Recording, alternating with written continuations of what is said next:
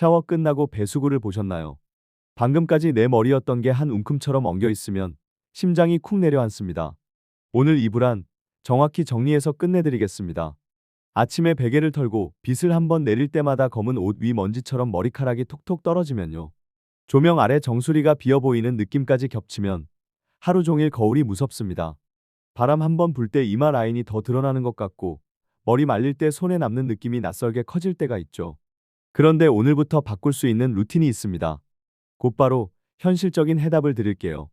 후기가 좋은 탈모 샴푸 5개를 직접 사용해봤고 제 기준으로 비교해봤습니다. 오늘은 그 과정에서 드러난 선택 기준과 결론만 압축해서 여러분이 바로 적용할 수 있게 풀어드리겠습니다. 비교해보면 진짜로 느껴져요.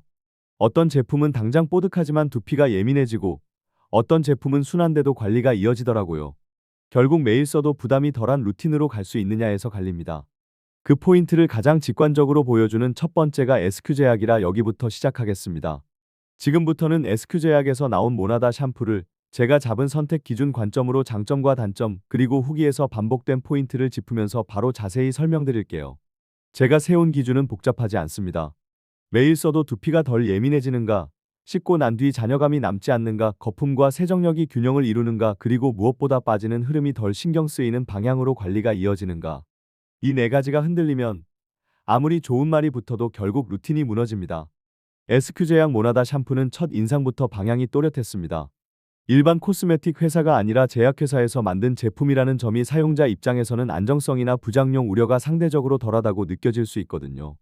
물론 체감은 사람마다 다르고 개인차가 있을 수 있습니다. 그래도 매일 두피에 닿는 제품을 고를 때 이 심리적 안정감이 생각보다 큰 역할을 합니다. 그리고 성분 쪽에서요. 탈모 관리에 도움을 주는 성분의 함량이 가장 높게 느껴졌고 관리 측면에서 효과도 좋았다는 서술이 붙는 이유를 사용하면서 이해했습니다. 치료나 완치를 말하는 게 아니라 관리가 손에 잡히는 느낌이요. 샴푸를 바꿨더니 인생이 바뀐다. 이런 과장은 제가 싫어합니다. 다만 관리 흐름이 안정되는 쪽으로 몸이 반응하는 사람은 분명히 있습니다. 또 하나는 기록처럼 남는 포인트입니다. 소비자연구협회 주간 소비자 만족도 대상을 수상한 제품이라는 점이요.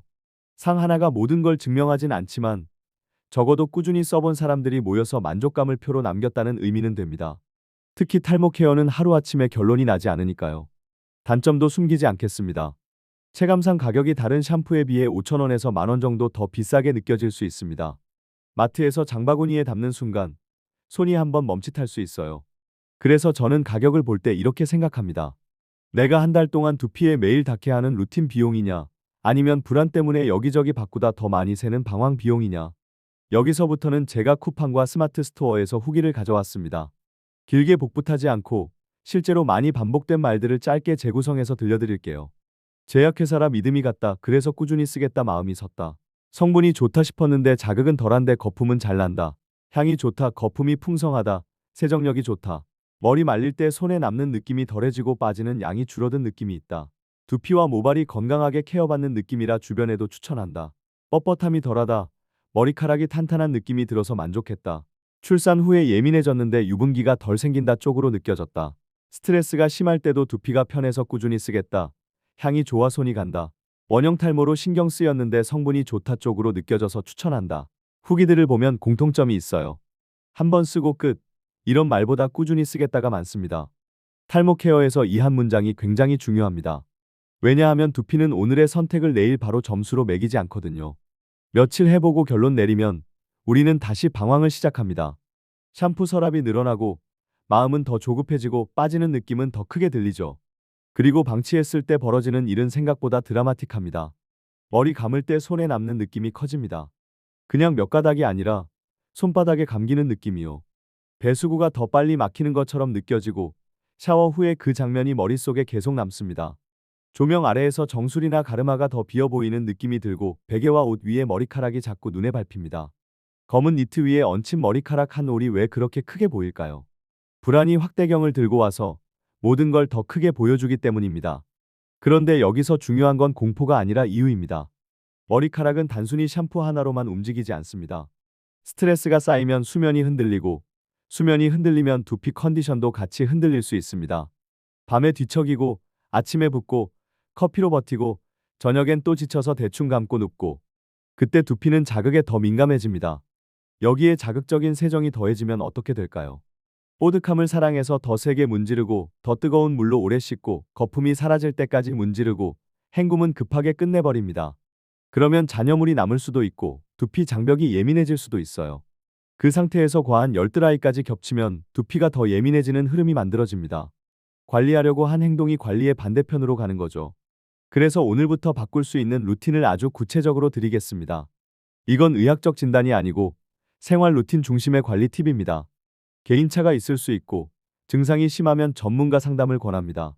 특히 두피 통증이 있거나 진물이 나거나 급격한 빠짐 증가가 느껴진다면 혼자 참지 마시고요. 먼저 샴푸 방법입니다. 두피 중심으로 씻는다는 말을 진짜로 하셔야 합니다. 머리카락을 문지르는 게 아니라 두피를 씻는 겁니다. 미지근한 물로 충분히 적셔주세요. 뜨거운 물은 그 순간 시원해도 두피에는 부담이 될 수 있습니다. 그리고 손바닥에서 거품을 충분히 내고 들어가세요. 거품이 적은 상태로 바로 두피를 문지르면 마찰이 커집니다. 손톱이 아니라 지문으로 두피를 누르듯이 천천히 움직여주세요. 원을 그리며 힘은 살짝만요. 세정력이 좋다고 느끼는 샴푸일수록 더 과감하게 문지르고 싶어지는데 그럴수록 지문으로 부드럽게가 답입니다. 헹굼은 생각보다 더 길게 하셔야 합니다. 머리카락 사이에 거품이 남아있으면 두피에 잔여감이 남는 느낌이 들 수 있어요. 특히 정수리와 귀 뒤, 목덜미 쪽은 놓치기 쉽습니다. 여기만 잘 헹궈도 가려움이나 번들거림이 달라졌다고 말하는 분들이 많습니다. 그리고 샴푸 양도 은근히 승부처입니다. 한 번에 많이 짜서 뽀득함을 만들려고 애쓰기보다 적당량으로 거품을 충분히 올리는 게 두피가 덜 놀랍니다. 어떤 분들은 2번 나눠 씻었을 때 더 편하다고도 하세요. 첫 번째는 표면의 유분과 스타일링을 걷어내고 두 번째는 두피를 부드럽게 정리하는 느낌으로요. 샴푸 시간도 짧게는 짧고 길게는 길어집니다. 저는 초시계를 들이대라는 말은 안 하겠습니다. 대신 한 가지 기준만 드릴게요. 정수리, 옆머리, 뒤통수까지 지문이 한 번씩 지나갔는지 그 정도만 체크하세요. 그 체크가 쌓이면 손이 알아서 리듬을 만듭니다. 그리고 드라이 습관이요. 두피 완전 건조가 핵심입니다.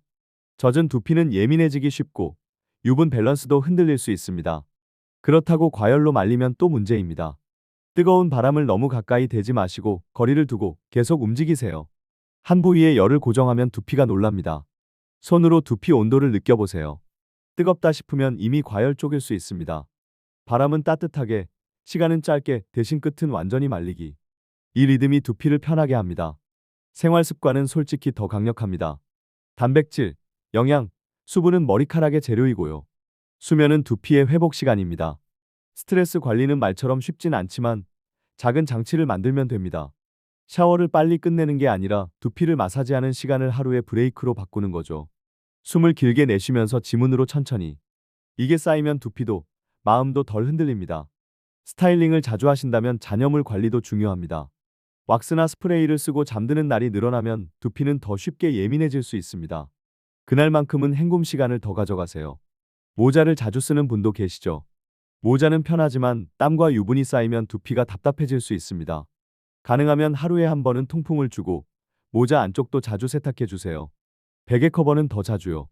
베개에 묻는 유분과 잔여물이 두피에 다시 닿으니까요. 베개를 바꾸는 게 아니라 커버를 자주 바꾸는 게 현실적인 루틴입니다. 잦은 염색과 펌도 두피 자극을 올릴 수 있습니다. 당장 멋은 나지만 두피가 예민해졌다면 간격을 조금만 늘려보세요. 오늘은 안 바뀌어도 한 달 뒤에 두피는 달라질 수 있습니다. 루틴은 느리게 이깁니다. 여기서 많은 분들이 묻습니다. 그러면 샴푸만 바꾸면 되나요? 아니요. 샴푸는 출발점입니다. 샴푸는 매일 하는 가장 큰 접점이라서 그 접점을 편하게 만들면 루틴이 이어집니다.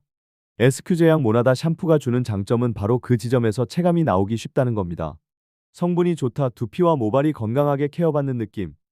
자극은 덜한데 거품은 잘 난다. 이런 말이 반복되는 이유가요. 하지만 그 위에 수면과 드라이와 헹굼이 얹히지 않으면 결과는 흔들릴 수 있습니다. 제가 권하는 시간표는 간단합니다. 최소 한 달은 같은 리듬으로 가보세요. 중간에 하루 이틀 흔들려도 괜찮습니다. 다만 결론을 급하게 내리지 않는 것, 이게 제일 중요합니다. 머리카락은 감정에 바로 반응하지 않습니다. 생활의 누적에 반응합니다. 그리고 마지막으로 꼭 드리고 싶은 말이 있어요. 불안은 여러분 탓이 아닙니다. 배수구를 볼 때 가슴이 철렁하는 그 느낌, 베개 위 머리카락을 세는 그 습관, 조명 아래 정수리를 피해 서는 그 행동, 다 이해합니다. 그런데 그 불안을 해결하는 방식이 공포가 되면 안 됩니다. 공포는 더 세게 문지르게 만들고, 더 뜨겁게 말리게 만들고, 더 빨리 포기하게 만들거든요. 오늘부터는 방향을 바꾸죠. 미지근한 물, 충분한 거품, 지문 마사지, 충분한 헹굼, 두피 완전 건조, 과열 피하기. 단백질과 물, 잠, 스트레스 관리, 베개 커버와 모자 위생, 스타일링 잔여물 정리, 염색과 펌 간격 조절. 이걸 한 줄로 묶으면 이렇게 됩니다. 두피를 예민하게 만드는 행동을 줄이고 두피가 편안해지는 행동을 늘린다. 그리고 다시 한번 말씀드립니다. 개인차가 있을 수 있고 이건 의학적 진단이 아닙니다. 두피 통증이나 진물, 급격한 빠짐 증가처럼 걱정되는 신호가 있다면 증상이 심하면 전문가 상담을 권합니다. 그게 가장 빠른 길일 때도 분명히 있습니다. 하지만 대부분의 분들은 오늘부터 루틴을 바꾸는 것만으로도 마음이 먼저 편해집니다. 배수구를 보는 눈이 달라지고 빗질할 때 숨이 덜 막히고 검은 옷 위 머리카락 한 올이 덜 크게 보입니다. 그리고 그 변화는 생각보다 조용하게 하지만 분명하게 쌓입니다. 여러분도 할 수 있습니다. 오늘 샤워부터요.